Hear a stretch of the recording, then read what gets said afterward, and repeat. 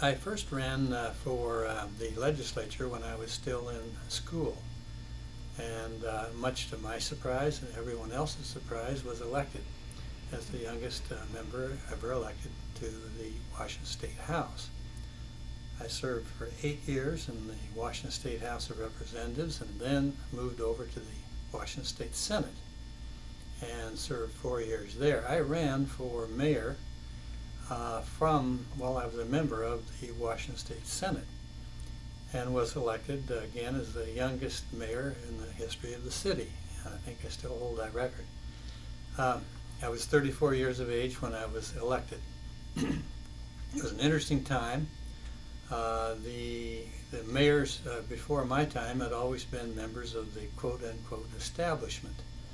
I was not. I ran against the former president of the Seattle Chamber of Commerce, owned a large printing company called Mort Frayne, and was elected in 1969. This was an interesting time in the history of our city because a confluence of events were happening at that time between the Vietnam protests. Some interesting stories about those, and the civil rights movement. These, and of course the dominating feature of my election occurred about 4 weeks after I was elected, when I got a call from T. Wilson, who was the president and CEO of the Boeing Company.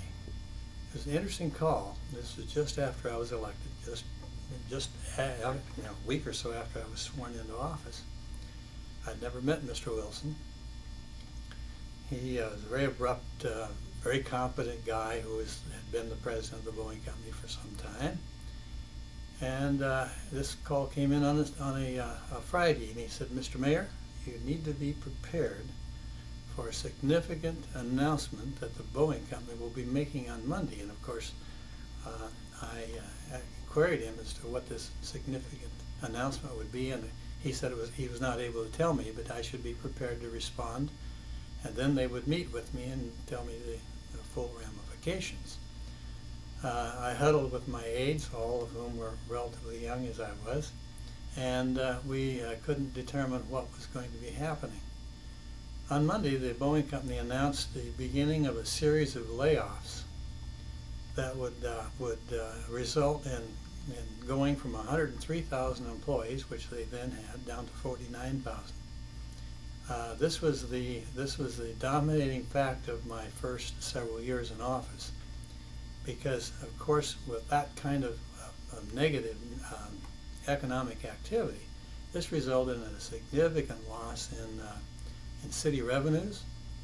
1 out of 4 Seattle residents at the peak of the layoffs was out of work.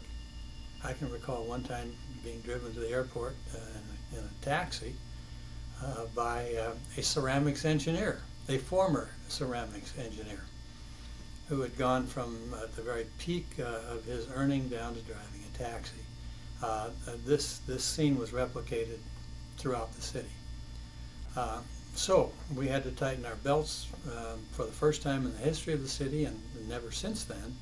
There was an actual decrease in our budget and our spending. All these decreases you read about and hear about are decreases in increases, are decreases in increased spending. So anyway, those were the significant facts. Those 3 facts were really the defining facts of events of my first 4 years in office.